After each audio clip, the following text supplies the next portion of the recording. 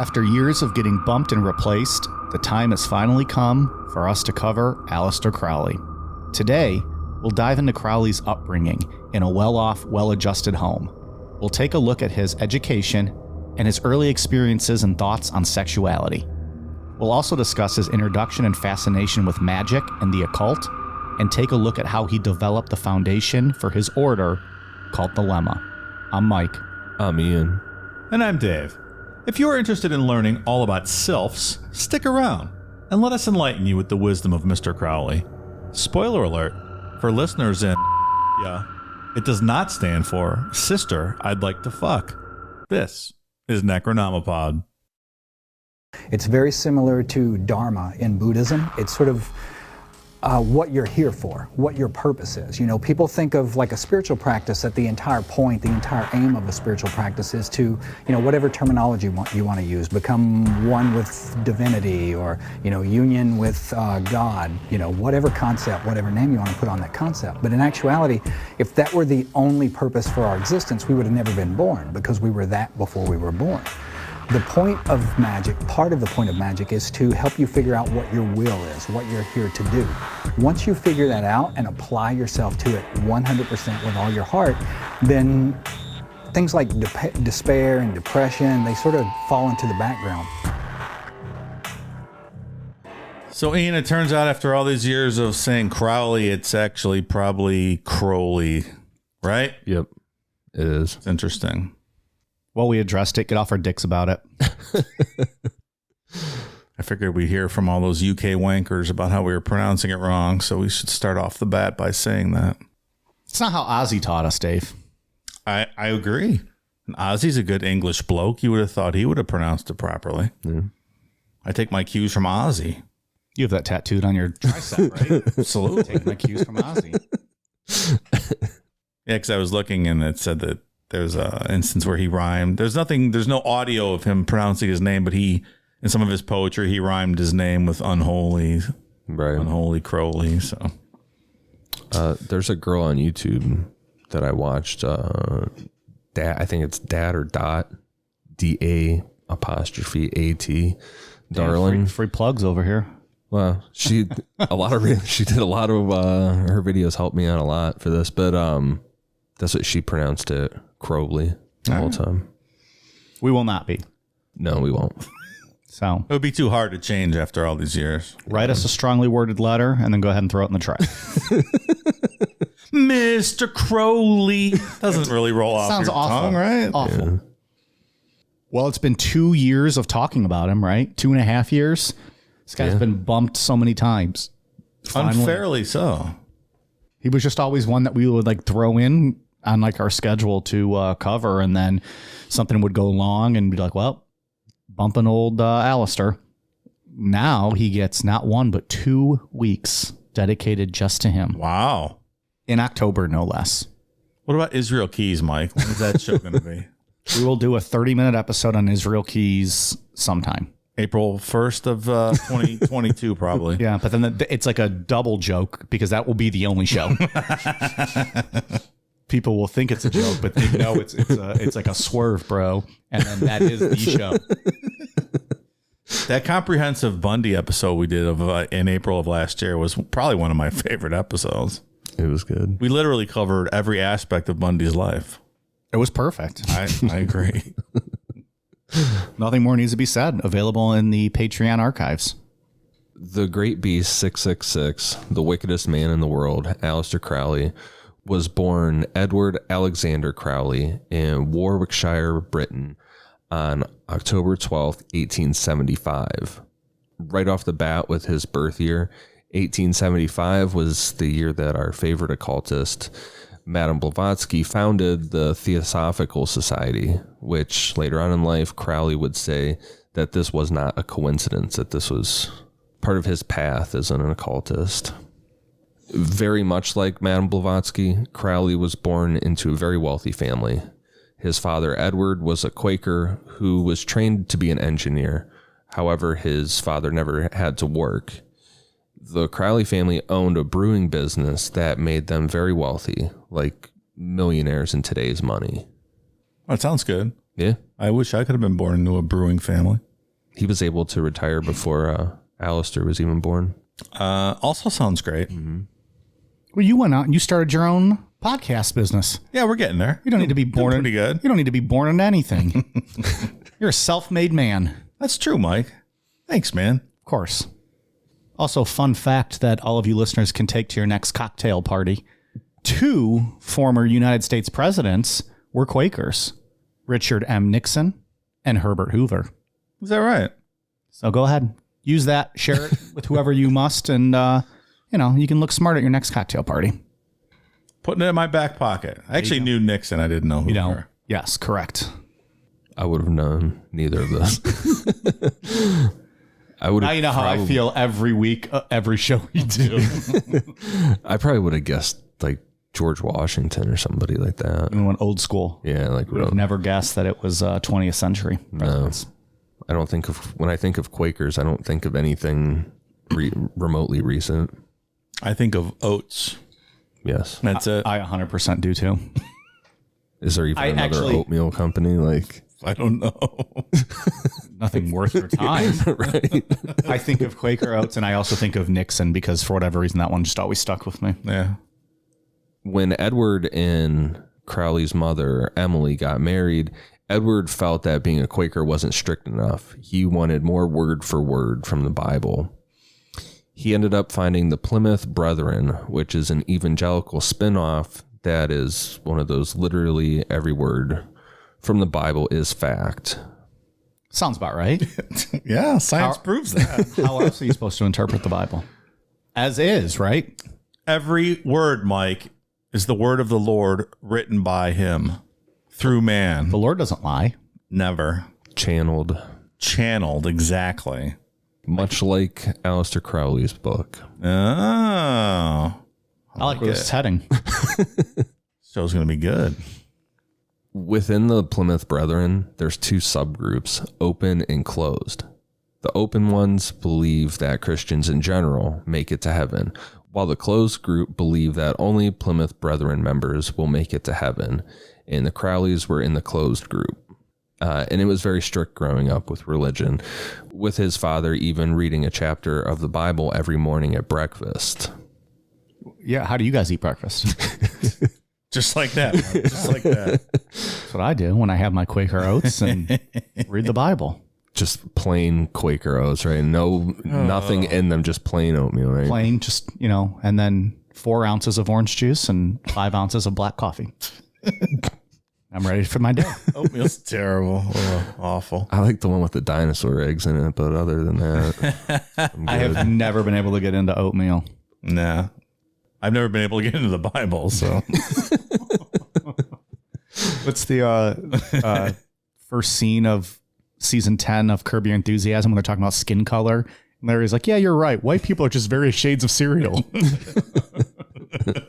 Or warm cereal or something like that. Or Warm oatmeal? Is that what it was? Something. Yeah, that was great. Something like that.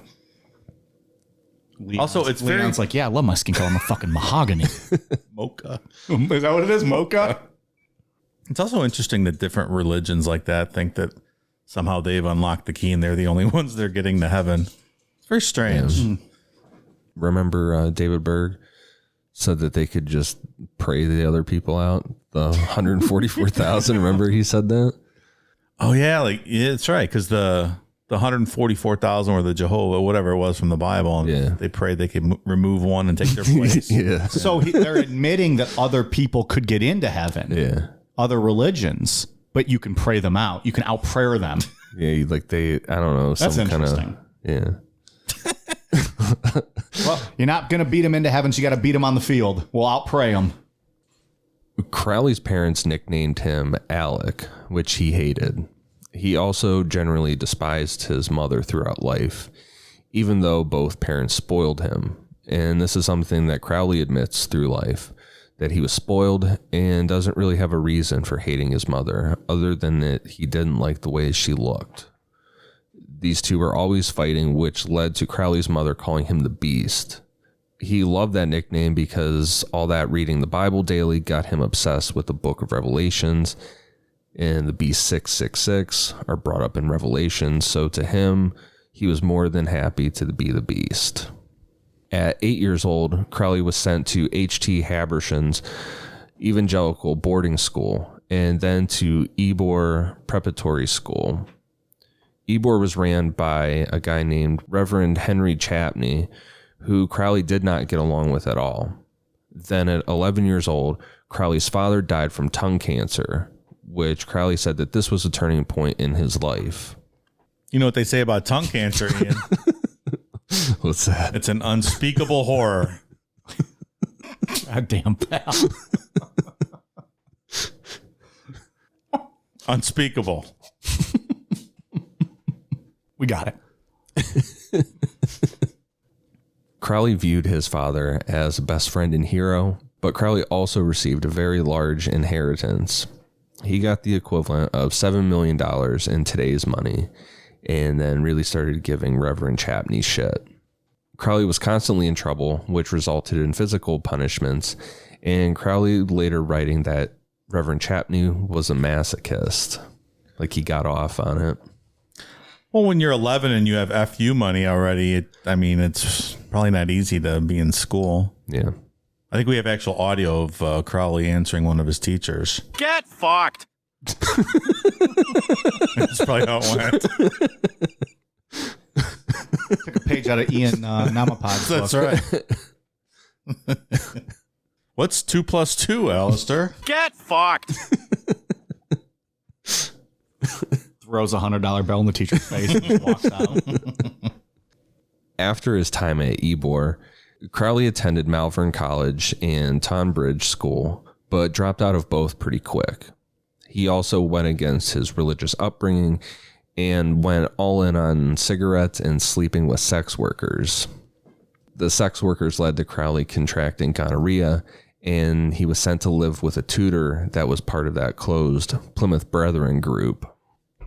So I was curious about that. I looked, and penicillin was not invented until 1928. So I'm like, what did they treat gonorrhea with before that? And it said that they had invented several surgical devices that they used to inject mercury into the urinary opening. And it didn't work out for some people. So they were shooting mercury into your dick when you had gonorrhea. Well, how do you party? Doesn't sound like it would work out for anyone. No.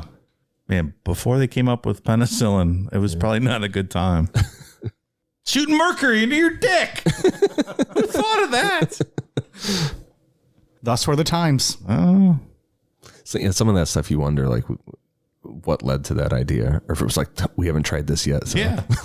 Just throw whatever It against was either that or give them another shot of whiskey. Like, they don't know what the fuck they're doing. Exactly. What a horrible time to be alive. Even though he was pushing back on religion, the setup seemed to work well for Crowley. He started taking chemistry classes at Eastbourne College, and he also got into some hobbies. He got into chess, poetry, and mountain climbing. He got so into mountain climbing that in 1894, Crowley joined the Scottish Mountaineering Club and took part in multiple expeditions. It was also around this time that Crowley officially adopted the name Aleister Crowley, and he said, quote, For many years, I had loathed being called Alec, partly because of the unpleasant sound and sight of the word, partly because it was the name by which my mother called me.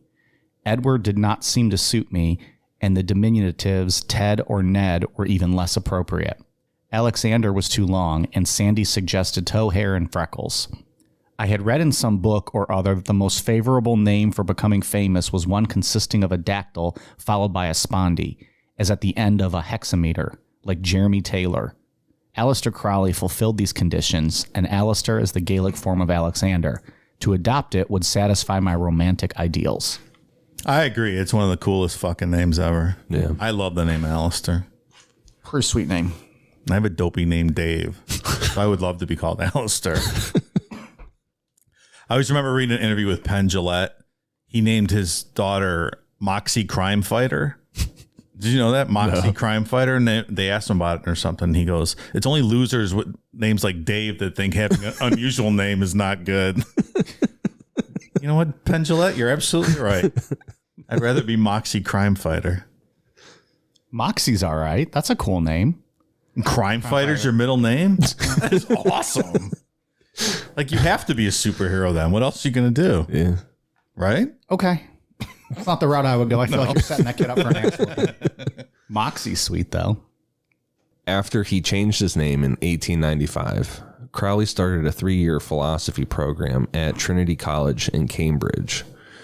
After a while, he lost interest and wanted to pursue English literature. This was something that wasn't offered at Trinity, but Crowley was able to talk faculty into creating the program for him. Crowley also kept up in his hobbies and thought of becoming a professional chess player. And at the same time, he started receiving recognition in the world of mountain climbing and set a couple records for the time. He's like a Renaissance man. He's doing all kinds of stuff. $7 million will allow you to do that. Yeah. Good point. Good You point. can afford hobbies. Good point.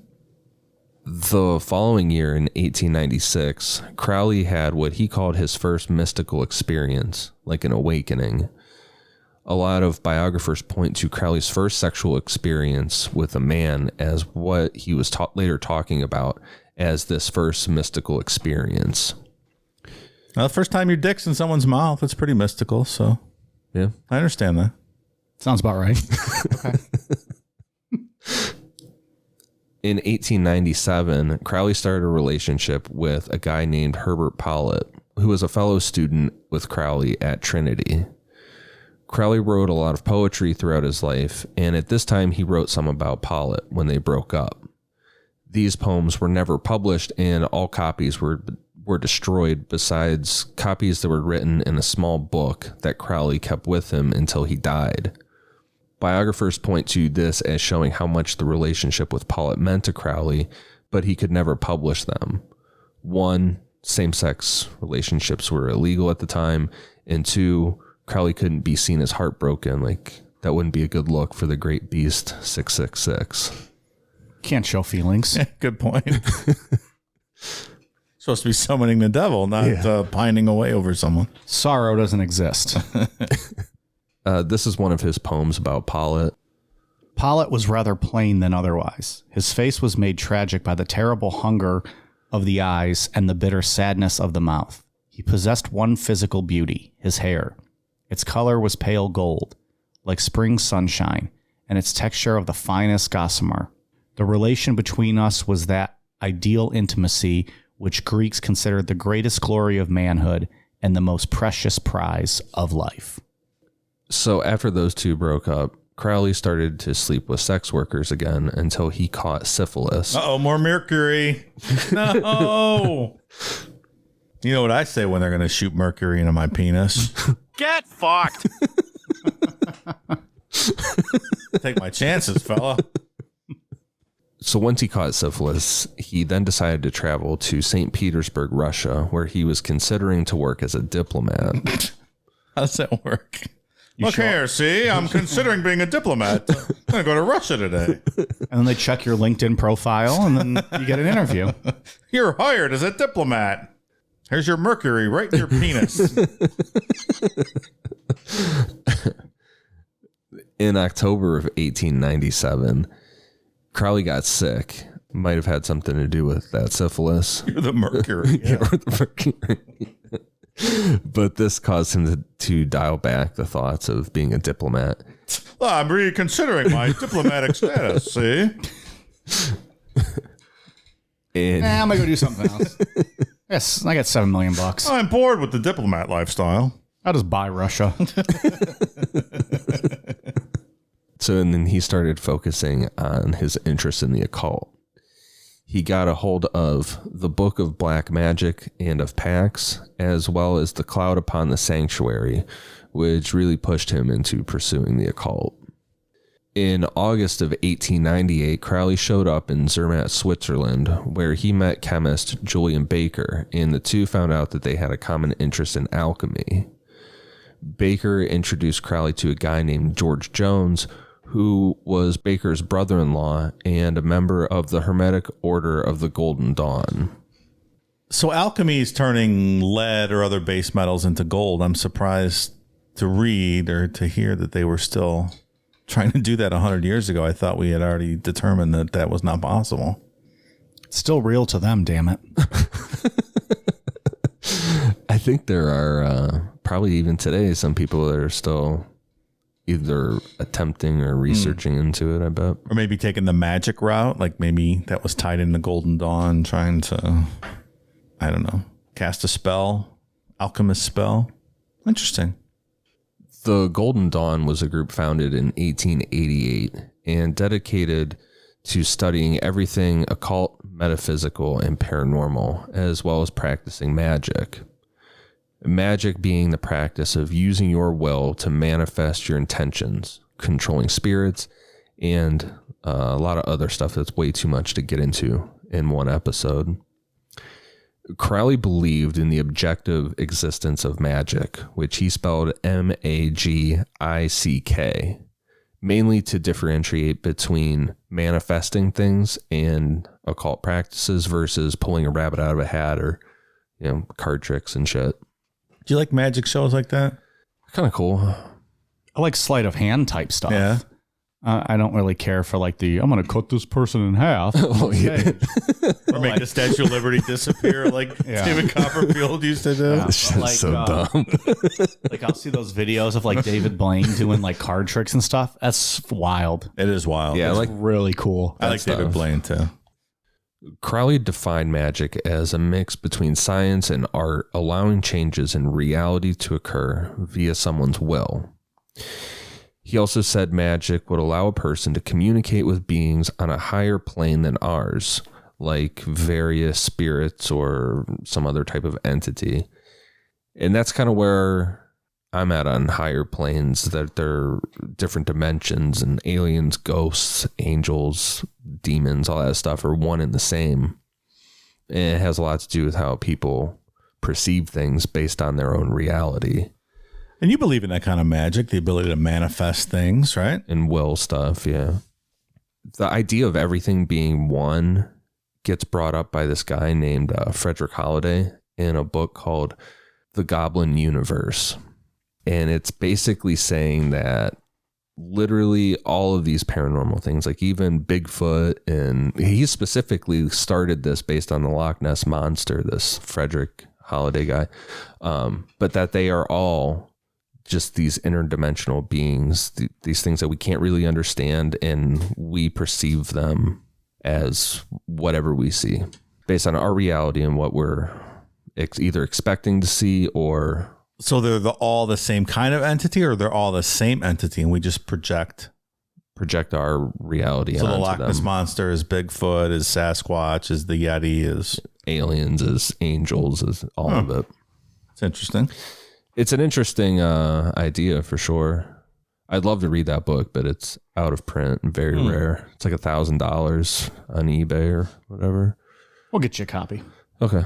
Sounds good. About it. Mike has inns at the bookstore. He's there all the time. I am. I'll talk to my people. Okay.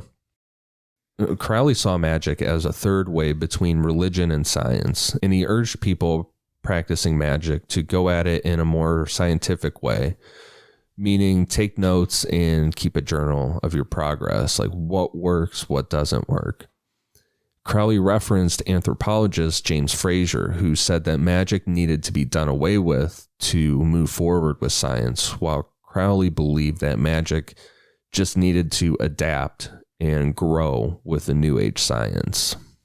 It's kind of a bridge from the Dark Ages to modern scientific thought. I like that. Yeah. I like the idea of keeping the journals too. Mm-hmm. Well, anything's better with keeping a record and proving it through science, sure. You still would never be able to prove any of this, but I guess it's... Yeah, that's true. Dave, what do you think those journals said about what they're using of mercury? Ouch. Like in quotes. Ouch. Or... Get fucked. And then patient lost consciousness. Yeah, and died from mercury poisoning. Well, it's either that or syphilis. Come on. I don't know. Didn't Al Capone die from syphilis? I think he did. Isn't that the one that fucks with your head after a while? Yeah, rots your brain, right? Yeah. No thanks. I choose celibacy, Mike. Well, Just like you in high that's school. why you got a very strong right forearm. I'm still celibate. Let go and let God. Are you going to be celebrating Jesus Ween on October 31st instead of Halloween? I'm considering it. We stole Christmas from them. We owe them one, right?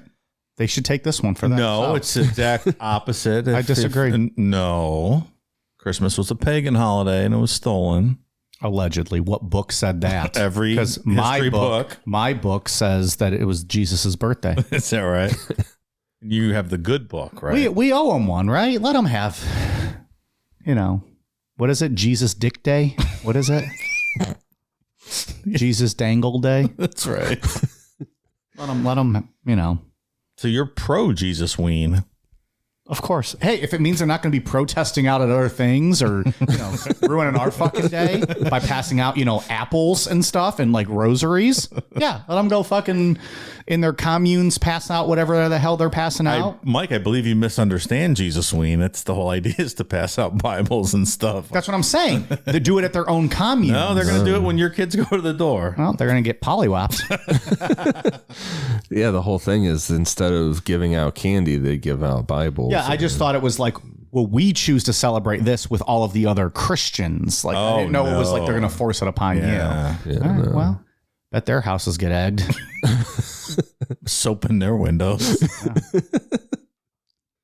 That's going to be a fun November 1st for all those families that celebrate Jesus Dick Day. If I find a Bible in my kid's Halloween bag, you're getting your windows soap, pal. That's not even by the Bottom kids. line. That's not even by the kids. That's by Dave, who's a fully grown adult. You might egg your house too, and then we're going to come TP it. Just like the people that used to give you 5 pennies and wrapped up in foil. Yeah. You get soaped, all right? Or like floss or some shit. Get with the program. I've had floss. I've never had pennies wrapped in foil. I've had change, but not like, what's the foil thing? Like just to wrap change in foil. It's just so they could easily toss it in your bag. I feel like that also makes for like a good brass knuckle, though. That's how fucking. It was an 80s thing. One of the Rougeau brothers that one time knocked out Dynamite Kid. He had a roll of quarters in his fist. Really? Hit him when the Dynamite Kid was like being a bully backstage. Knocked out all of his front teeth. It's on Dark Side of Wrestling. You'll see it. It's not great. No. So they're essentially making little weapons for kids. Like you could have turned around, taken that, Dave, and popped them in the mouth with it, used their own gift against them, and then pollywopped them, and then egged their house. And then soaped it for good measure. What is the soaping thing? Soaped? You take like soap and like hard soap and rub it all over their windows so they gotta scrub it off. I'm thinking like Dawn, and you're like, so you're cleaning their windows as like a thank you? Hard soap. So like it dries on Yeah. there. That's petty ass shit, man. Give me a fucking Bible on Halloween. Have you ever gotten a Bible on Halloween? I have not. No. Well, maybe I got like I'm a little Jesus pamphlet or something. Yeah. Snuck in there. Yeah. Halloween Exactly. isn't real. and what Devil's Day. And what did Ian say to him, Dave? Get fucked. Exactly. 4-year-old Ian in his little bumblebee costume. I say that because I was a bumblebee once as a little kid. Oh, that's so cute. Oh, yeah. Yeah. The end. I don't remember any other costume except Can we that. get pictures of that for? I don't even know if that exists. If I can find them, sure. I'm gonna call your mom tomorrow, see if we can get that for Necronomipod.com. All right. Good luck. For Necronomipod.com. Because we post so much there. Sure. And then it'll get 0 hits.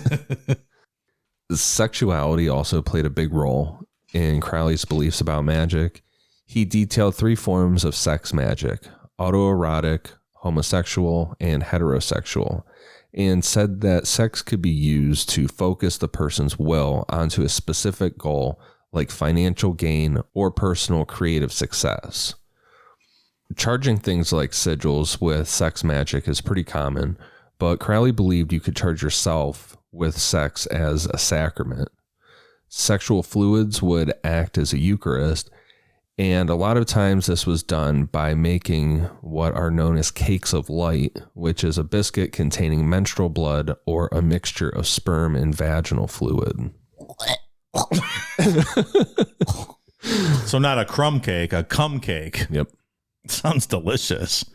Or a period pie. Mm. Give me a slice of that period pie, Mr. Crowley. Count me in. Yum. Count me in. It just makes me think of Midsummer, when the girl marks her boyfriend with his drink with her period blood. I totally remember that scene. Mm-hmm. Yeah. I didn't catch it the first time. I didn't notice it the first time. That's a movie you got to watch a few times. Yeah. How does she do it? Like, does she have like a little vial? So no, it doesn't even show her do it. Like in the beginning, there's this tapestry that has like a lot of symbolism. It's really kind of magic based, like real ritualistic, but it has there's like these tapestries that show kind of what's going to happen in the movie, and that's one of them is like her having her period, and then it like allows her, like she wants this guy to be the first one. She wants to lose her virginity with this guy, and so she thinks by him drinking her, it marks him that he's hers, kind of thing. Oh, but they're all drinking lemonade, and I didn't notice it the first time, but the second time watching it through, you notice his is like this orange tinted color compared to everybody else's. Lemonade should not be orange tinted, period. No. Get it?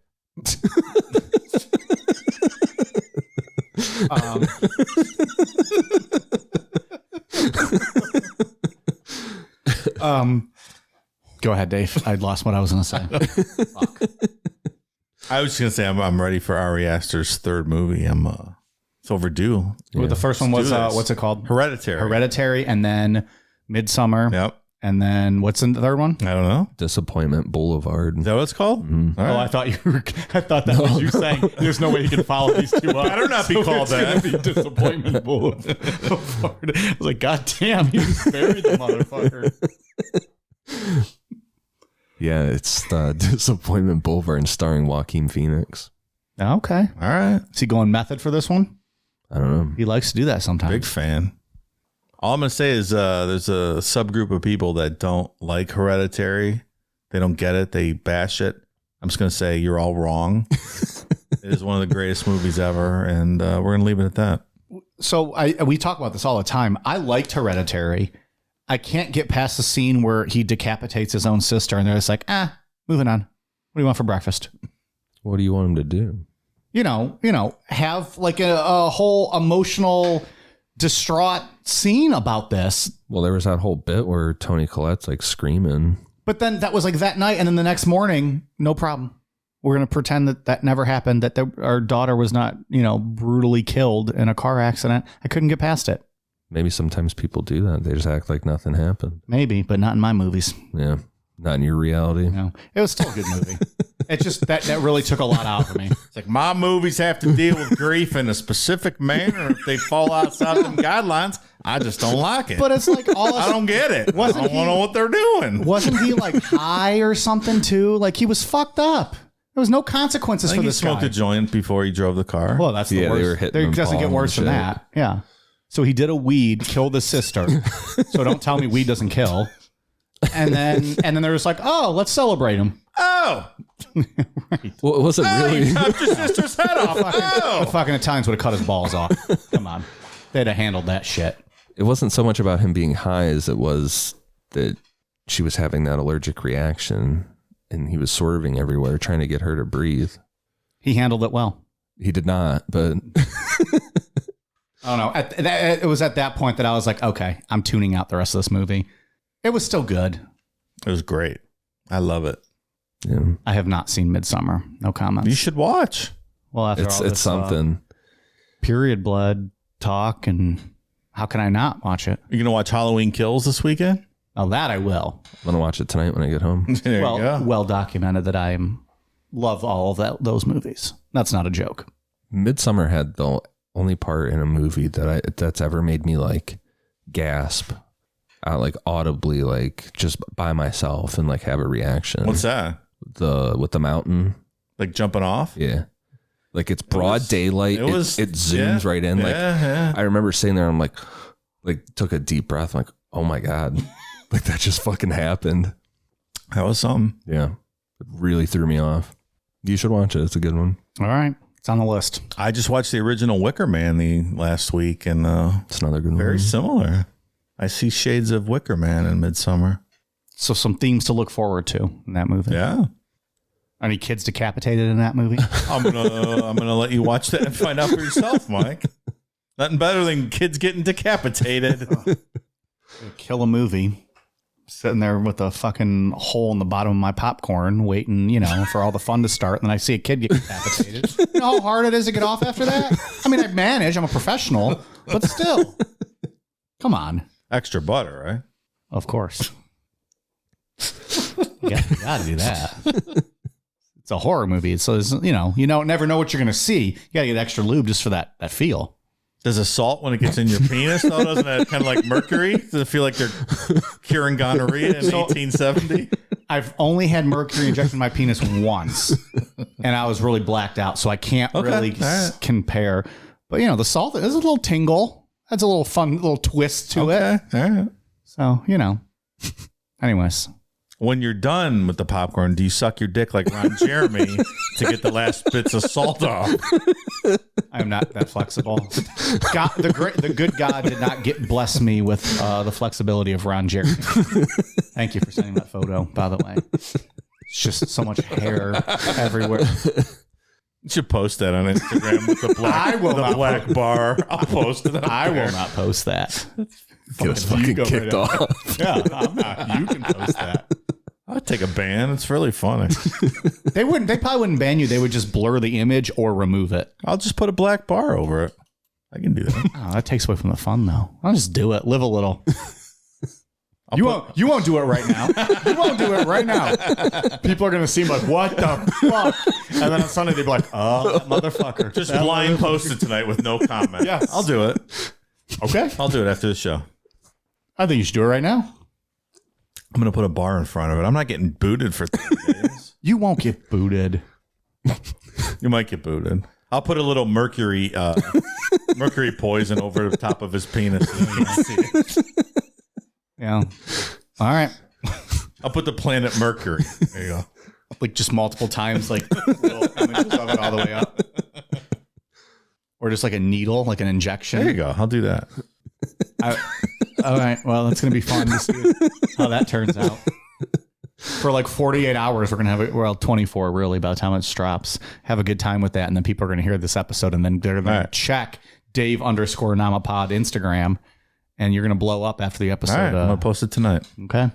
So let it be written. So let it be done. Absolutely. Crowley has widely been called a Satanist or perceived as evil. And this is just by people who don't like him or what he's talking about. Crowley himself said that he didn't consider himself a Satanist because he didn't believe in the Christian view of Satan existing. Regardless, he still pulled a lot from the Book of Revelations, like calling himself the Great Beast 666 and writing about the Whore of Babylon. Plus, it's just fucking cool. Yeah. Like all those metal bands didn't have all those cool satanic albums because it was lame as shit. Fucking cool as hell.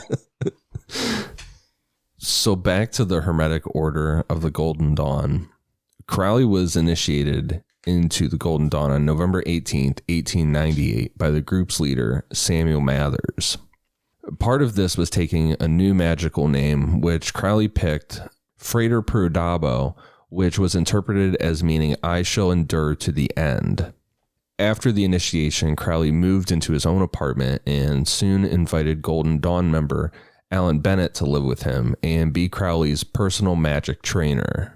Bennett taught Crowley how to do ceremonial magic and how to do ritualistic drug use. Bennett eventually moved to South Asia to study Buddhism, and Crowley bought a mansion on the shore of Loch Ness in Scotland, where he continued to write poetry. And within this year, in between 1898 and 1899, he published multiple books, but his poetry book, Jephthah, was the only one that was considered a success by reviewers. Largely, Aleister Crowley is considered not a very good poetry writer. Well, can't do everything. Nope. So I assume he still has all his money at this point. He's buying mansions on the Loch Ness. Yeah, still a lot of money. Very wealthy. Financially responsible. Apparently. You got to have money to make money. And the thing, too, with Jephthah is, like, it was considered a success, but he didn't make much money off of it because he had to have it printed on the best paper and the best everything. It was too expensive to make a profit. So he kind of screwed himself with that kind of stuff with that. But So what's involved in the ritualistic drug use? Like, what's all that about?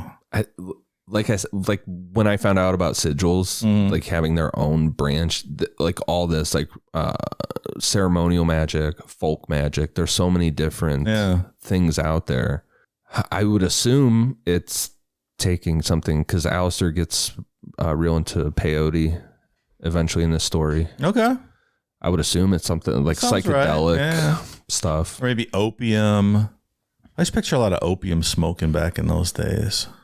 I don't know why. Get some DMT, maybe. DMT would probably be a good ritualistic Back drug. then? Oh, I don't know about back then. I'm just Or running around shooting mercury in your dick and be like, I'm going to do some opium. You got to smoke some opium after that. Just in case they get me. when it came to the Golden Dawn, he moved quickly through the levels. Like all of these things have levels of knowledge. The Order of the Solar Temple, that cult we did, they had levels. Every one of these things does. And other members didn't love that Crowley was figuring it out so quick. Some of them also didn't love his bisexuality and the sex magic he used. This caused the London chapter of the Golden Dawn to refuse initiating Crowley into the second of 10 levels. Crowley then went to Mathers, who personally initiated him to the second level. So then Crowley rolled back into the London chapter, kind of like, fuck you guys, just pushed his way through and was like, I was initiated anyways. And he kind of was just like, I'm not leaving on Mathers' orders. I'm Aleister fucking Crowley. Yeah. Or Crowley. It's just like, I'm not leaving, and attempted to take over the London Golden Dawn Temple area, which seemed like it was just like this, I don't know, like a apartment or some type of a workspace area. A flat, if you will. Possibly. Oh, they ruin all the good words. Apartment's such a good word, right? Yeah, it's a beautiful word. What about going to the loo? Do you like that?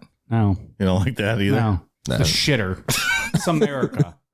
Come beat us and then you can change the words. Like, I don't know what no loo is. Going to the John. Lifts. Get fuck. It's an elevator. Wanker's a good one. I'll give you You wanker. like wanker? Yeah. Bloody wanker? Can I start saying, instead of fucko, let's start saying wanko. Sure. Fucking wankos. I'll give them that one. Bloody's good too. Bloody's real good. Yeah. All right. They're on to something. We'll keep them around. All right. We'll keep them around. Piss off's a good one. I do like that. Or Piss off, taking wanker. a piss. I like taking a piss too. Yeah. Like when you're just shitting on something. See, when you're shitting on something, you're taking a piss.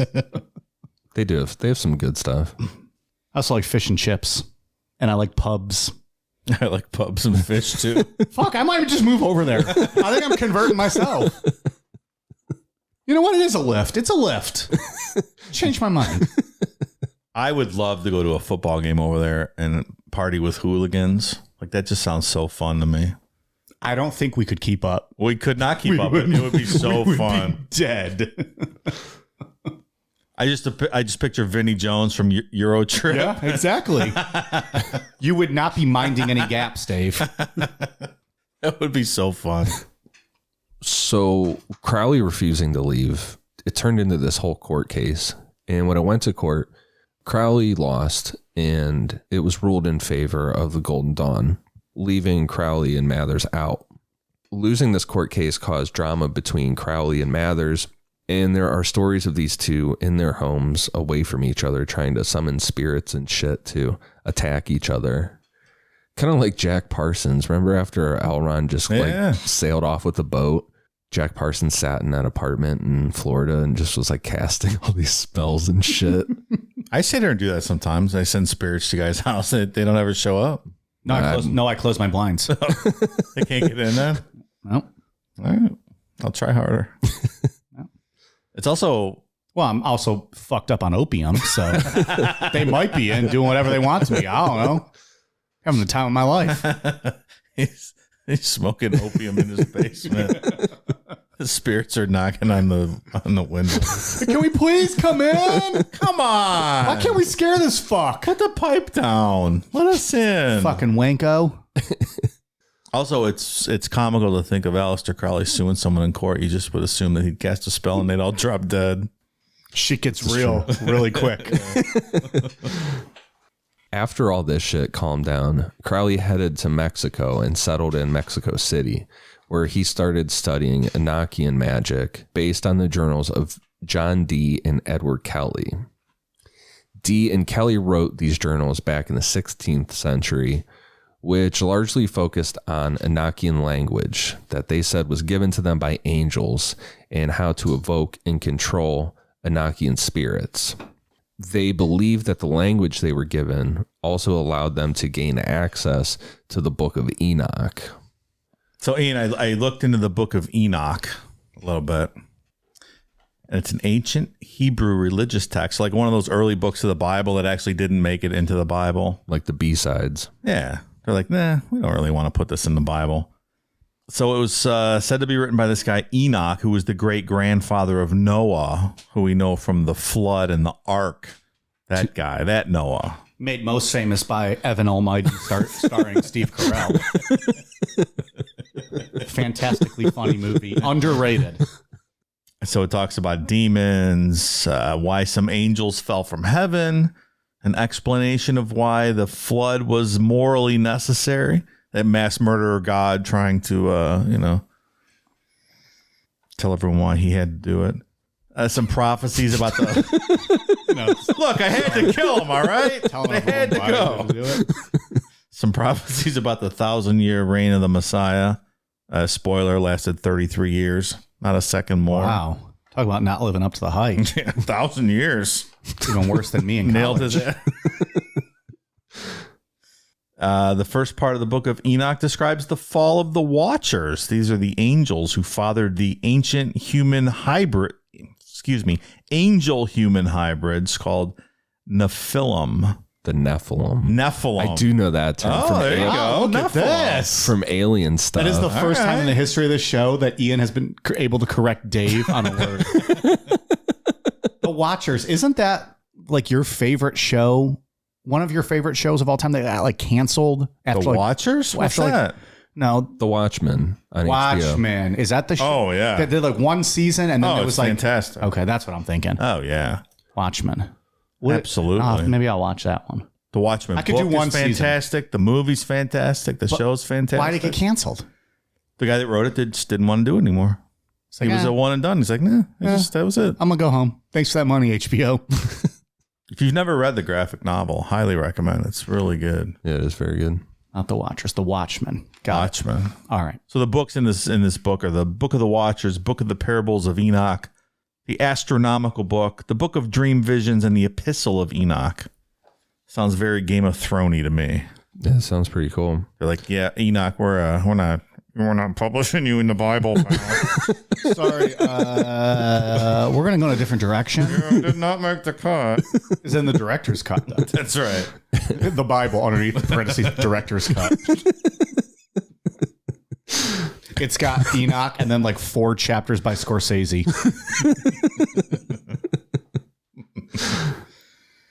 Ancient Aliens gets into that shit. Okay, When that they're makes talking sense, about yeah. the angel human hybrids, that it's really an alien human hybrid, and the Nephilim are the aliens controlling all that. Do you know Giorgio Tsoukalos taught me all about that with his hair there you and go. everything. Is that like the bro dude? Yeah, it always thinks it's aliens. I can explain that. The alien. So while Crowley was working with these journals, one of his friends from the mountain climbing club, Oscar Eckenstein, showed back up in Crowley's life, and the two started climbing mountains until a volcanic eruption canceled one of their climbs early. At that point, the two went their separate ways, with Crowley ending up on a ship sailing to Hawaii. And during that trip to Hawaii, Crowley had an affair with a woman named Mary Alice Rogers, who was the inspiration for his 1903 book of poems titled Alice in Adultery. You can't prove that. Her first name was Mary. She's like, pseudonym? Aleister? Couldn't call it Betty Lou in Adultery? Hey, Wenko, can you help me out here? I gave you a rim job, Aleister. You couldn't hide my name? All you gave me was syphilis and a divorce.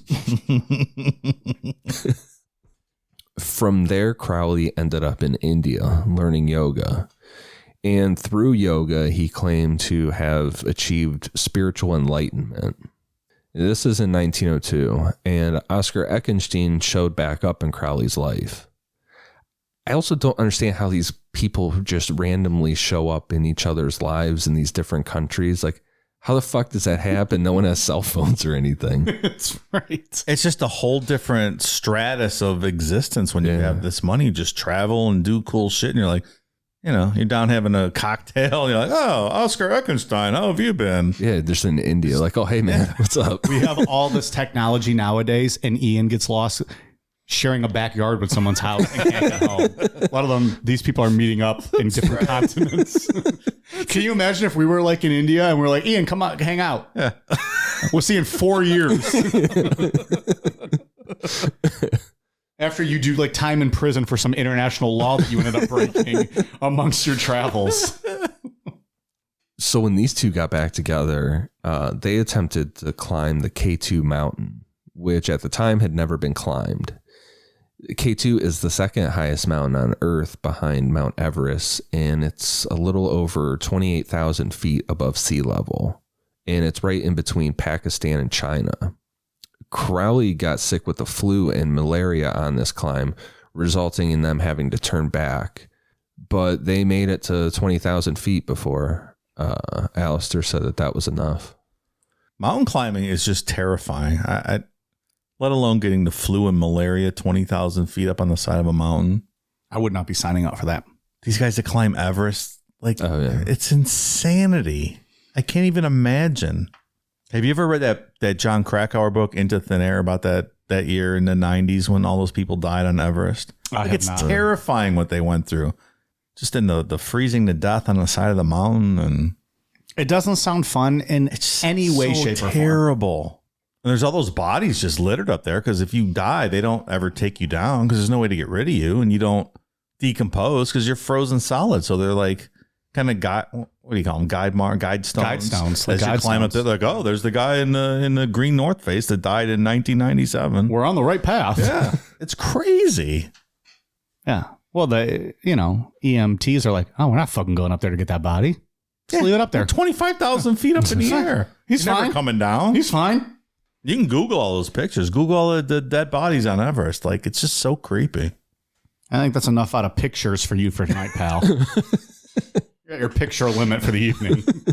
Read that book, though. Into Thin Air by John Krakauer. It's wild. Is there something interfering with your happiness? Something keeping you from achieving your 2020 goals? Let's face it, these are certainly trying times. From being cooped up inside your home to wondering how you're going to pay next month's bills, we're all experiencing some form of stress or strain on our mental health. And for that, BetterHelp is here for us. BetterHelp is an online mental health provider that will assess your needs and match you up with your own licensed professional therapist. The best part? No waiting rooms. That's a pretty big deal if you're as impatient as I am. BetterHelp is a safe and private online environment that will have you communicating with a counselor within the first 24 hours. And once you've begun, you can send your counselor a message at any time, always getting a helpful response in a timely manner.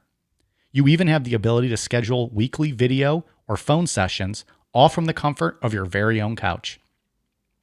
BetterHelp is available worldwide and has a broad range of expertise available, including licensed professional counselors who specialize in depression, stress, anxiety, relationships, sleeping, trauma, anger, family conflict, LGBT matters, grief, and self-esteem.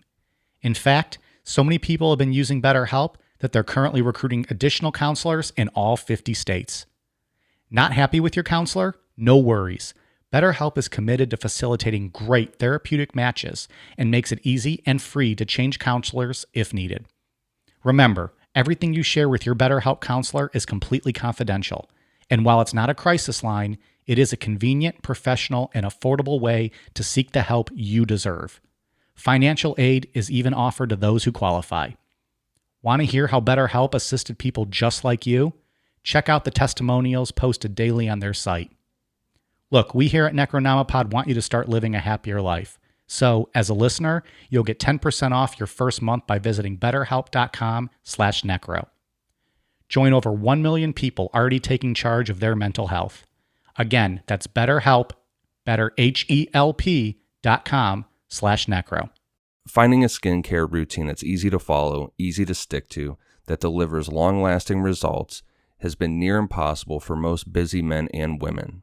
My wife has tried a lot of brands, all different products, all of which promised amazing results. The problem has been making time for complicated routines and way too many products to keep straight. She never used them correctly or constantly forgot a step and just gave up because she didn't see any real results. Hey Honey was a game changer for her. They use honey and bee propolis ingredients that have been used for centuries to create products that eliminate the need for overwhelming amounts of steps in order to see results.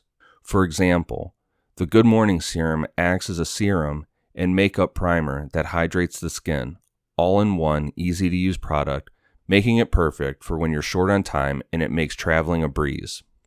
Hey Honey is real, using only real testimonies supported by over 1 million real reviews, promising the real results of each product, using real, clean ingredients, being a real planet-friendly brand, and is a real pro-grade line for fast-acting, long-lasting, multitasking, and self-adjusting. Visit heyhoney.com and use promo code NECRO for 20% off your first order. That's heyhoney.com, code NECRO for 20% off your first order. Next, Crowley showed up in Paris in November 1902, where he met the famous painter Gerald Kelly. Through Gerald Kelly, Crowley met his soon-to-be wife, Rose Edith Kelly. Rose was born on July 23, 1874, to parents Frederick Kelly and Blanche Kelly. On August 31, 1897, she married Major Frederick Scarrett, who was a member of the Royal Army Medical Corps and about 15 years older than her. He died 2 years later, and in 1901, she traveled to stay with her brother Gerald in Paris, and that's where she met Crowley. Rose was under pressure from her family to get remarried, and they set her up to be married to a friend of Gerald's. Rose wanted nothing to do with this arranged marriage, so Crowley offered to help her out by marrying her with no strings attached. Just get married and then go their separate ways. She accepted, so Crowley and Rose were married on August 12, 1903 in Dingwall, Scotland. Not really a surprise, but the Kelly family was not happy about this, and Gerald wasn't thrilled with Crowley. And even though they intended on going their separate ways, they decided to go on a honeymoon together that took them from Paris to Cairo, Egypt, where Crowley fell in love with Rose and started trying to figure out how to get Rose to love him back. Doesn't that just figure? Not an awful honeymoon, though, right? No, Paris to so Cairo? well traveled. He's living my dream life, man. Going all over the world, everywhere. Kind of sounds like a rom-com, though. Like this marriage for convenience, and he falls in love with her on the honeymoon and has to try to win her over. Like 666 The Beast, starring Ryan Reynolds as your favorite cum cake eating magic man, Aleister Crowley. I think that is the plot of The Proposal. Is that right? Something similar. Who's in that one? It's Ryan Reynolds and Sandra Bullock, I think. I don't know the exact. I haven't seen the movie, but I believe it's something like that. I haven't seen I know. the movie. Has Mike said any more? Like we should count the number of times he said, I haven't seen the movie. As the rom-com expert, though, of the show, I have not seen that one. Isn't that the one where he's like overweight in high school and like has Oh, is it that one? That's a good one. No, Yeah. that's Just Friends. Yeah. That's really fucking funny. That's That's a with good the movie. chick from the Scary Movies. The Anna Faris. Anna Faris. Okay, all right. That's a good one. She's like the celebrity in it. And then, who's like the love interest? I can't remember. That movie's really good. Yeah, because it isn't like, He's like in a fat suit at the beginning Yeah. and stuff. yeah. It's got like like when the he's in- retainer in his mouth. Yeah, when he was in high school, and then he like ends up becoming like a big time something like producer or something out in LA, and then comes back home and hooks up with like his old friend that he's into. That's a good movie. Too. I kind of want to watch that now instead of Halloween. I want to say, is it the chick? It's the chick from Road Trip. Amy, not Amy Smart? I think it's Amy Smart. Amy Smart, Anna Faris, and That Ryan sounds Reynolds. right. Yeah, that movie is fucking funny. Anyways, I do love a good rom-com. Who doesn't? Fantastic. It's almost Christmas time. You know what that means? The Holiday is going to be on TBS almost every week. That's your and favorite. The Holiday is fantastic. Anything with Kate Winslet is my favorite, Dave. But that one just hits all the feels, all the good feels. All right. As we were. In February 1904, Crowley and Rose arrived in Cairo, Egypt, where they allied, saying they were a prince and princess to get in, and rented an apartment where Crowley set up a temple room and began invoking Egyptian spirits. I mean, what else are you going to do, right? On March 16th, 1904, Aleister was trying to impress Rose and used the Bornless ritual to summon sylphs, which sylphs are air spirits first brought up by 16th century doctor and alchemist Paracelsus. They're not sisters you'd like to fuck. They're okay. Yeah. Just want to make that clear. Sylph. Got it. Well, but they don't know how to spell in the places where they're fucking their sisters. It's also true. That could be a sylph. And They wouldn't know the difference, right? Right. That's myself. SYLPHG. So the G is silent. It's a vowel G. G's can be vowels or consonants, I heard. That's right, Cletus. To my knowledge, Paracelsus is where elementals originate from, whether he discovered them or invented the idea. It's just up to what you believe. But like we said, sylphs are air spirits. Then you have gnomes for earth, salamanders for fire, and undines for water. You got that, Mike? Got it all. It's going to be a quiz at the end. All right. Always, I hope it's multiple choice. Always just go with C. It's not multiple choice. How about that? Well, is it one of those bullshit short answer tests? Those We things actually have to know the answer. I can fucking lick my taint. Like, not only can you just write a word, you have to like give like a short, paragraph as to what why it is the way it is. The fuck out of here. I'm hungover from last night. I don't want to deal with this shit. That C answer is no joke. I remember in driver's ed class in high school, they had the, whatever it was, like the automatic answer things. You had a little Scantrons. whatever like it was at your desk. You just put it on C and go to sleep because you got a 70-something. Yeah. It just answered C automatically for every answer. And I'm telling you, man. It works. Yeah. It's no joke. I've seen people that also do like you go in order A, B, C, D, C, B, A, B, C, D. Like, it was just bullshit. I don't think that works at all. I think you're working yourself into a chute and you're going to fail. Stick with one, and I think you're better off. Statistically, And I believe C. you're right. And I believe it's C. That's why you're wearing a hat with a C on it. That's absolutely literally right. how you got through all your schooling, or at least driver's ed. Driver's ed, right? That's a little scary. Motherfucker, I know how to drive. I don't need to sit here. You can drive, but you know the rules of the road, because that's what's scary. Whatever I do is the right rule of the road. Here's the thing. If you see a train, stop. That's it. Please That's stop. all you need to know. Stop. Someone's crossing the road. Stop. Sometimes. Stop. Rose said she couldn't see these air spirits, but she did go into a trance and repeatedly said, quote, "They're waiting for you." Rose told Crowley that it was someone named Horus speaking to her. Crowley knew who Horus was, that he was an Egyptian god, but Rose didn't. So Crowley took her to a nearby museum and asked Rose to point out Horus. She walked by a bunch of common pictures of Horus and led Crowley to the Stele of Revealing, which was a wooden sculpture depicting Horus receiving a sacrifice from a priest. The exhibit was numbered 666, and Crowley saw this as just like one big synchronicity that, he was on the right path. The number 666, Horus, all of it is lining up. I'm down. I get it. I see synchronicity every time I see 666. So let's do this, Aleister. Fuck yeah. Do this. Yeah. Do it. On April 8th, 1904, Crowley heard the disembodied voice of Ios, the messenger of Horus. Over the next 3 days, Aleister wrote down everything that Ios told him, and this would become the Book of Law, which is the central book of the religion that Crowley is going to develop, called Thelema.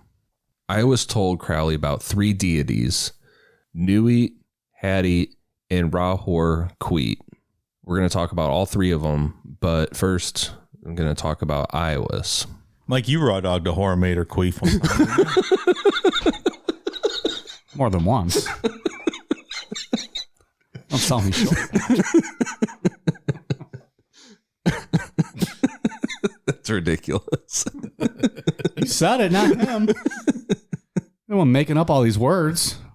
I'm just taking your lead, Ian. I didn't say it. So about Iowis, Aleister wrote, quote, The voice of Iowis came apparently from over my left shoulder, from the furthest corner of the room. It seemed to echo itself in my physical heart in a very strange manner, hard to describe. I have noticed a similar phenomenon when I have been waiting for a message fraught with great hope or dread. The voice was passionately poured, as if Iowis were alert about the time limit. The voice was of deep timbre, musical and expressive, its tones solemn, voluptuous, tender, fierce, or aught else as suited the mood of the message. Not bass, perhaps a rich tenor or baritone. The English was free of either native or foreign accent, perfectly pure of local or caste mannerisms, thus startling and even uncanny at first hearing. I had a strong impression that the speaker was actually in the corner where he seemed to be, in a body of fine matter, transparent as a veil of gauze or a cloud of incense smoke. He seemed to be a tall, dark man in his 30s, well-knit, active, and strong, with the face of a savage king, and eyes veiled lest their gaze should destroy what they saw. The dress was not Arab. It suggested Assyria or Persia, but very vaguely. I took little note of it, for to me at the time, Iowis was an angel, such as I had often seen in visions, a being purely astral. Crowley always said that Iowis was a completely separate being from himself, but throughout time spoke of Iowis in various ways. At one point, Crowley said that Iowis was his own personal guardian angel, then described Iowis as more of a symbolic idea, and then went back to Iowis being this guardian angel that was a separate being. Aleister said, quote, The holy guardian angel is not the higher self, but an objective individual. He is not, let me say with emphasis, a mere abstraction from yourself. And that is why I have insisted rather heavily that the term higher self implies a damnable heresy and a dangerous delusion.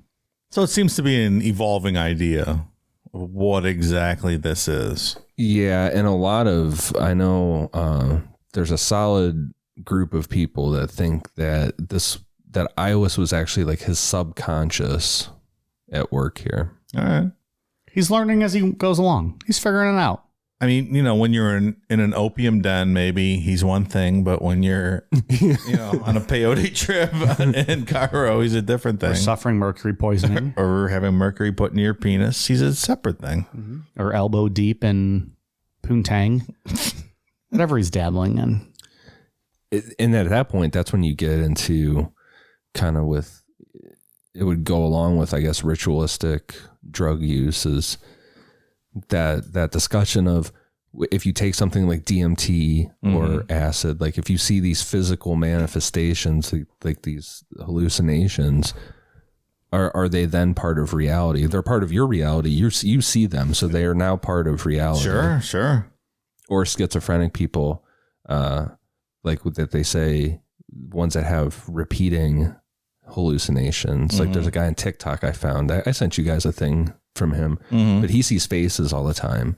And when he talks in some of his videos about them, he's like, they're as real to me as they are as anybody else. So yeah, in his opinion, he's like, yeah, they're part of reality.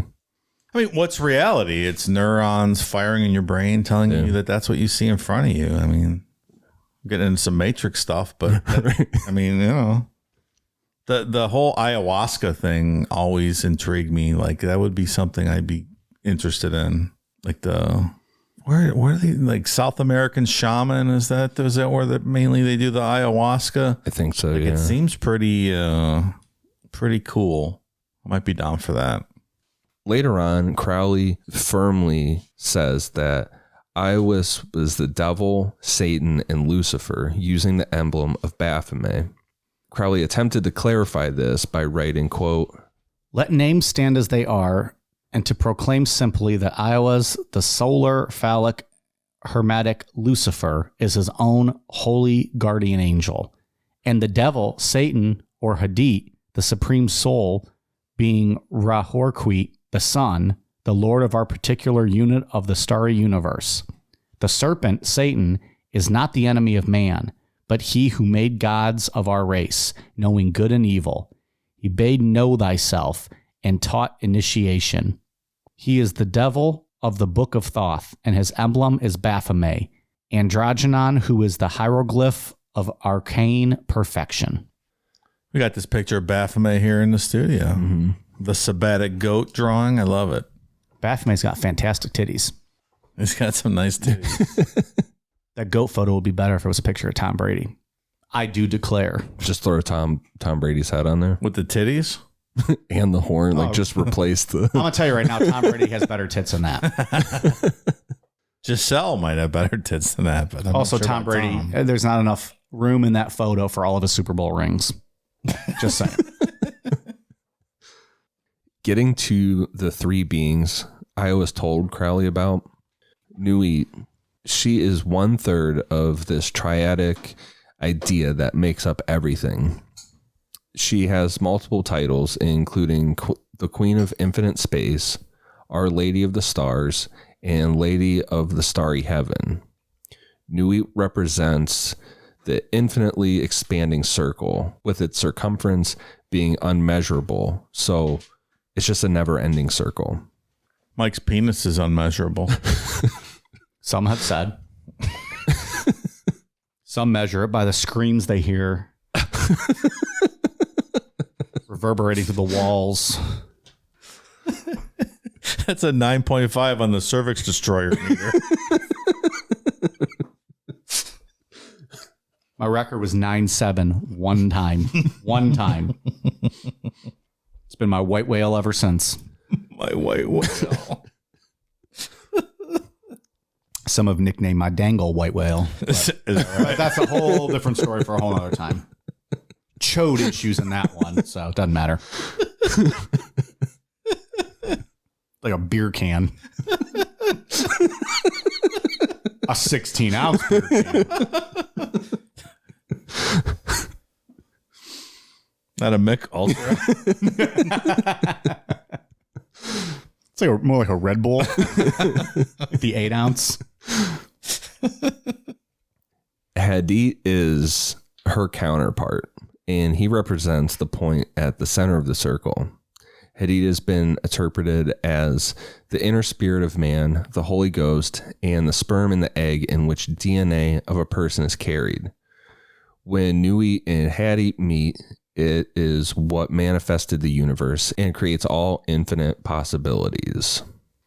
Ra-Hoor-Khuit, aka the crowned and conquering child, is a lot more difficult to explain or for me to understand. It's very confusing. According to Crowley, the 5-pointed star of flame from Enochian literature symbolizes Ra-Hoor-Khuit. From my very limited understanding, is that Ra-Hoor-Khuit is the manifestation of Horus, the son of Isis and Osiris, and who killed Serpent of the Nile. You know what symbolizes Mike Raw Dog and the Hoor-Khuit?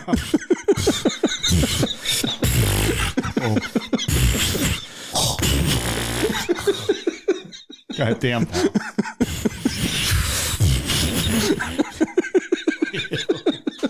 Oh.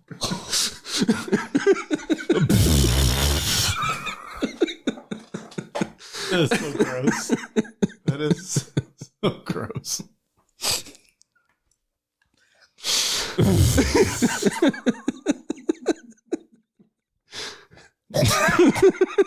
It's the grossest episode we've ever had.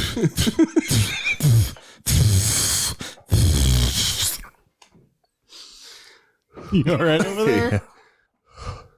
It's My stomach hurts.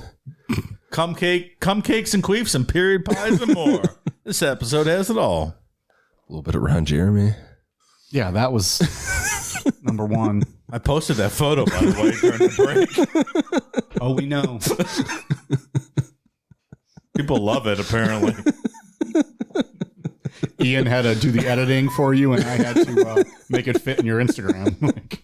Oh, man. It's a lot of work we put into that. Complicated. Fucking boomers, right? That's right. All right, let's move on, please. Without ever having to relive that again. So, according to Crowley, when Ra-Hoor-Khuit slayed the serpent, it ended the mystical time period that mankind was living in.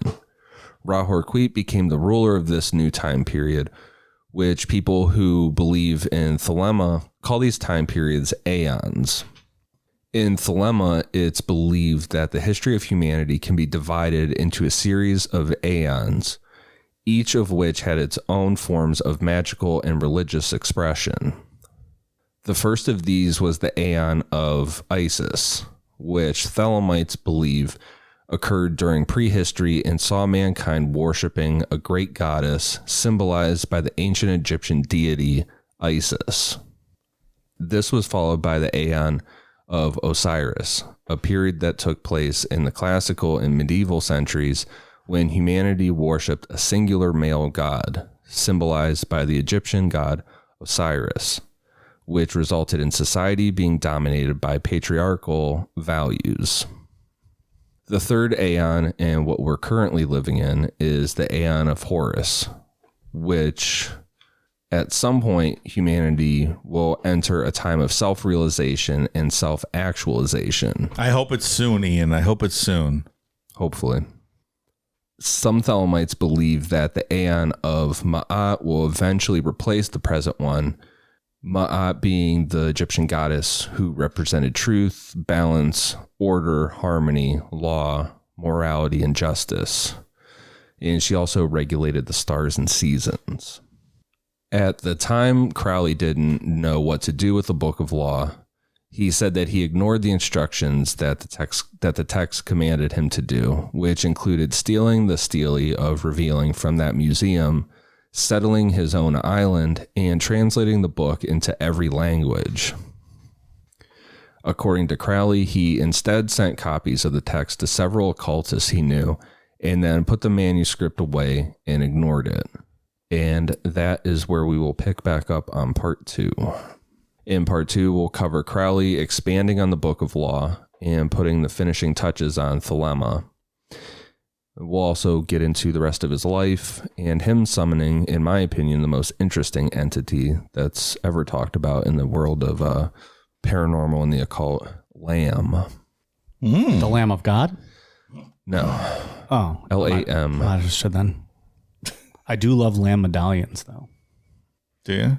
My favorite. Delicious. Yeah. Aladdin's, they have that one roll or wrap with the lamb in it. Well, they have shawarma. Is that what you mean? Shawarma's got lamb. Yeah. It's fucking amazing. I love Aladdin. I've not actually had Aladdin's. I've had other places, but I love shawarma. One of my favorite foods. I always get lamb. It's got like pickled beets in it, I think, and pickled onions. Turnips, that's what it is. Pickled turnips. Oh, Pickled turnips make it. Oh, So it really good. does. Anything pickled. I've learned that I love everything pickled. Yeah. Pickled eggs, delicious. Yeah. Pickled asparagus, sign me up. Pickled turnips, fan. They're so good. I've never had it just plain, just always on the shawarma, but I'm sure I would love it. Makes it. I like to just dip those in hummus. Oh, yeah. What? Yeah, the pickled turnips? Yeah. Yeah, I'm I to buy love some of that. Mediterranean food. It's so good. I'm so fucking hungry. I skipped dinner tonight. God damn it. Also, I'd like to settle my own island, too. Like, That'd be cool. how can we do that? Oh, Do they have plumbing, running water? if everyone listening right now would just sign up for Patreon, we can have our own island. And we'd invite everyone over for a big party, big bonfire. Of course, it'll be in like Bali area over there, one of those islands. Everyone wear your favorite Tom Brady jersey from over the years. Of a jersey party, but it's only got to be Tom's. Dave will wear one. Really? He'll wear one. We'll buy him one. We'll buy you one. Okay. So I don't know. All right, final thoughts. What do you think? Good episode. Yeah, it's the hardest research I've ever done. easily the hardest. Really? Very extremely confusing. And you had trouble with the Rajneeshpuram one too, just kind of putting it all in order. It just bounced around a lot, but this is just very confusing. There's so much you can get into. These ideas are not easy to comprehend. No, it's like everything that I said is, like, and we didn't even talk about Thelema really tonight. That'll all be next week. We'll really get into what that all entails. Look, if summoning demons was easy, every fucking person would be doing it. So this is true. It's got to be a little complicated. Some would argue we summon our demons every week, Dave, when you and I drank 39 beers each. Post pictures of Ron Jeremy sucking his own dick. Sure. I have never done anything to this. I'm more class than that. Talk about a demon.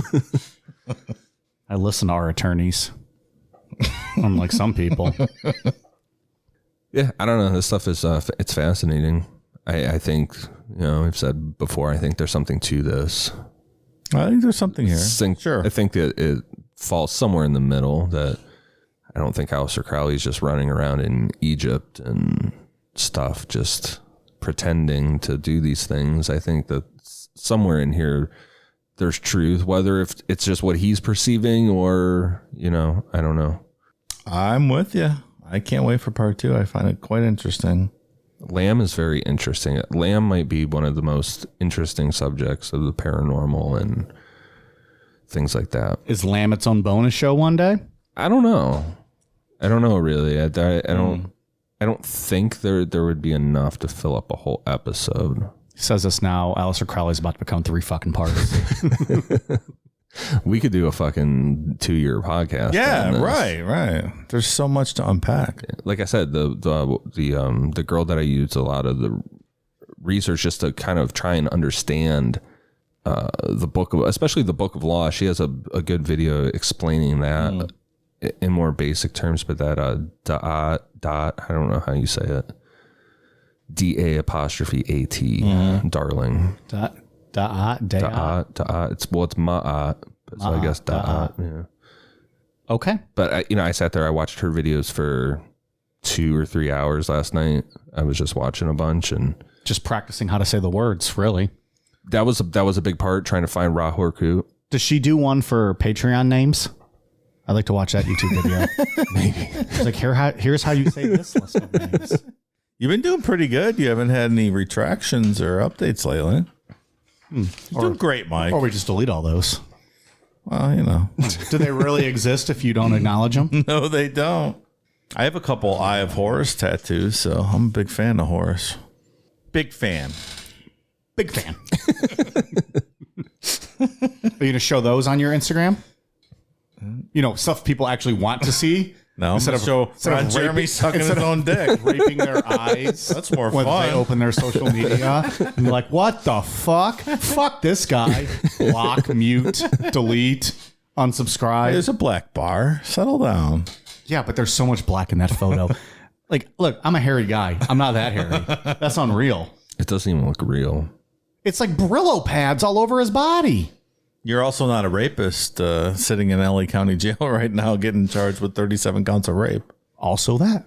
Yeah. At least not yet. I mean, it's time. I can't tell the future. Hey, we don't know where this show's going to take us. I like to think, but before I got to that point, Chris Hansen would intervene, though, right? He's got to. He knows I'm a big fan. He'd help me out. Yeah. Put you on the right path. Not that I'm worried that would happen. I started working on a project where I was cutting up Chris Hansen clips and cutting up clips of you. I remember you saying you speaking in the show, and I never. It's quite tedious, but I'll get there one. But day. Is there a lot that I say that would be like childy? Like, you'd have to just take it out of context. Obviously, but it can be done. It's just very tedious. I'll get there one day. Just out of nowhere, then we'll have Chris Hansen interviewing you, and it will be glorious. Why don't you have a seat there, Mike? I'd be fangirling out for Chris Hansen. I will have a seat, Chris. I'd love to have a seat. Right on your lap. I didn't say that. Have a weed and a pizza. Here's a slice, Chris Hansen. I don't do the weeds. I'm a sober individual. I will have some pizza with Chris Hansen. That'd be a good time. be like a buddy movie. Can you imagine though just the stories he has, like the shit that doesn't make TV? Oh yeah. I'd love to talk with him for a while. All right, Ian, let's work on getting him on the show. All right. We can get him on Cameo, right? That's right. Maybe we can use that. $50 bucks. $50. We ask him a bunch of questions. He has to answer them real quick, like in 1 minute. That could be our in. Pay him on Cameo. Say, hey, come on our show. All right. If you'd like to make another 50, Chris. I mean, he's got to be writing a book at some point, right? He's got to plug it. Maybe he already has. He has his own podcast. We'll plug. He can come on the show and plug his podcast. I like it. All right, we'll have him in studio. He can have a seat in our studio. Why don't you have a seat, Chris? Right next to the keg over there. He'd be like, Can you fill me up, please? he'd be like, yeah, I haven't heard that fucking before. Dipshits. Are we done here? That'd be fucking hilarious if it happened at a restaurant, like a waitress or a waiter. It's like, Chris, why don't you have a seat? He rolls his eyes. Like, oh. Do you have any condoms with you tonight? They put like a transcript. Like it says here, I'd like to tickle your taint. LOL. Winky face, tongue out. Here's your check, Chris. Did I say that? Did I say that? I don't remember saying that. All right, we got some patron shout outs. Thank you very much to new patrons Jeffrey Naples, Chris Dodgett, Rita Sullivan, Big Lip Suckin', Tiffany Quiveris, Killa Kate, Melissa, Monica Castro, Chimpist Christ, Felicia Murdoch, Christina Bailey, Sherilyn Hyde, Steve, Diego Vasquez, Abby Cowley, ran out of free Necronomipod episodes. It's about time. I like your honesty. Louise Castaneda, Hugh G. Rection. I feel like that's the second time we've crossed paths with Hugh.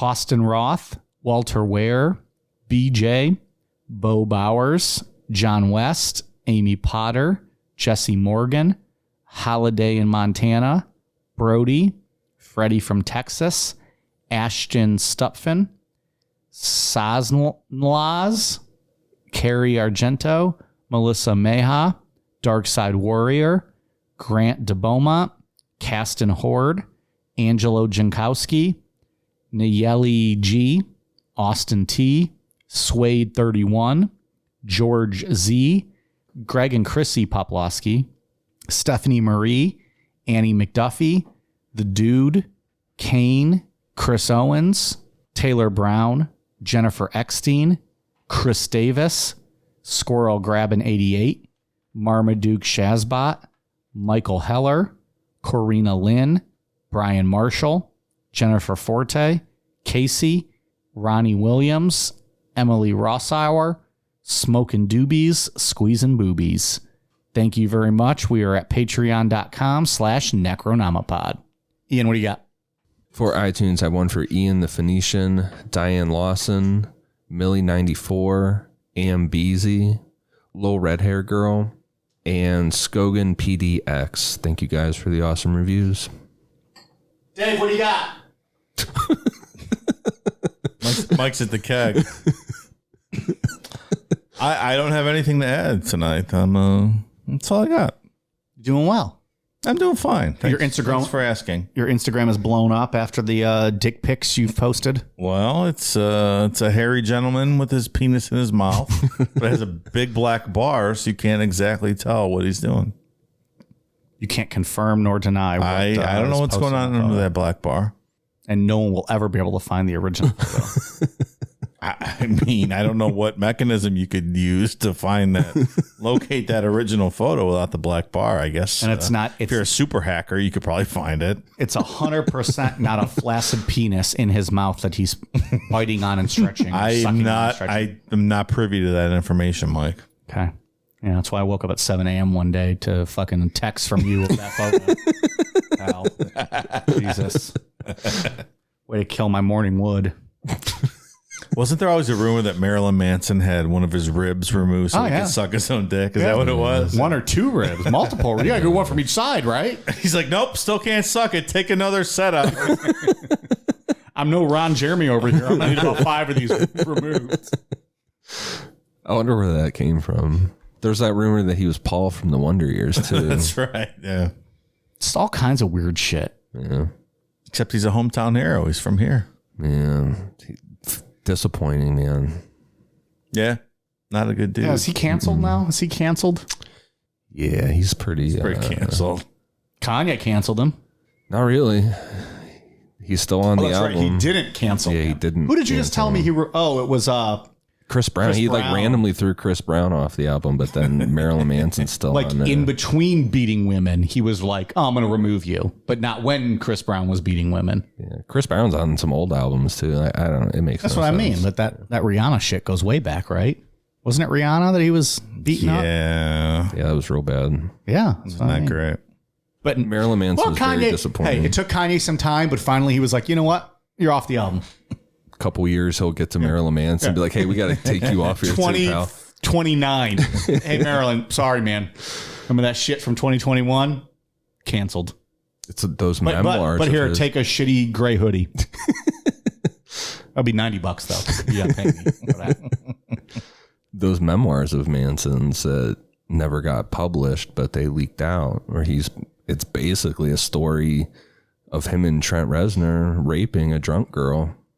Trent Reznor completely disavows that story. Yeah, he's like, no, that never happened. I distanced myself from him after he helped on the first 2 albums and wanted nothing to do with Marilyn Manson because of that kind of stuff. Is it believed that, like, do people typically believe Trent Reznor on that one? I think so. I mean, It's just Marilyn like going into business for himself and trying to bring people down, and yeah, not great stuff. no.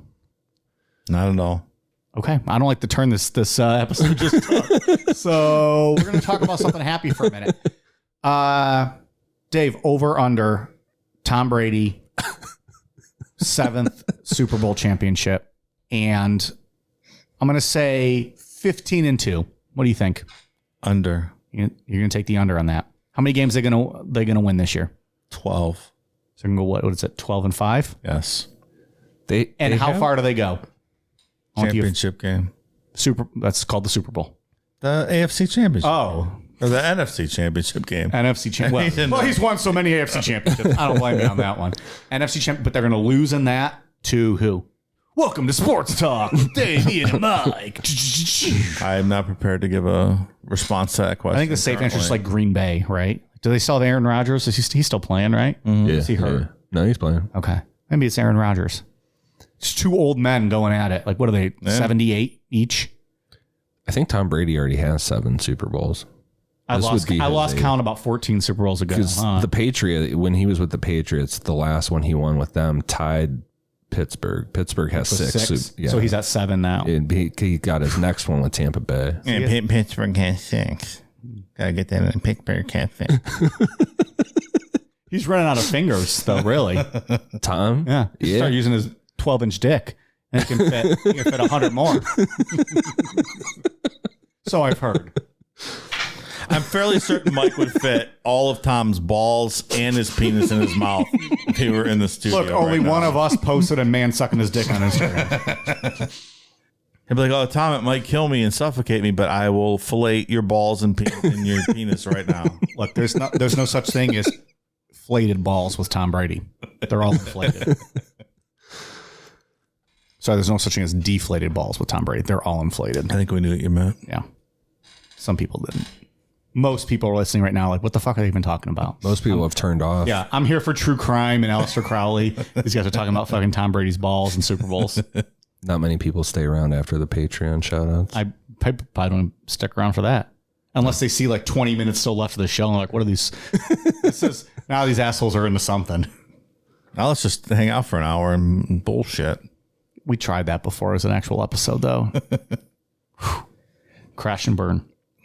It was weird. I'll just sit here and make queef noises for 15 minutes. Ian and I will just sign off, mute our mics, and Dave will just...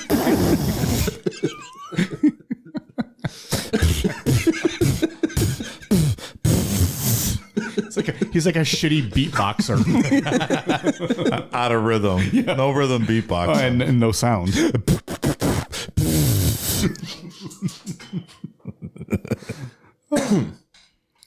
Okay.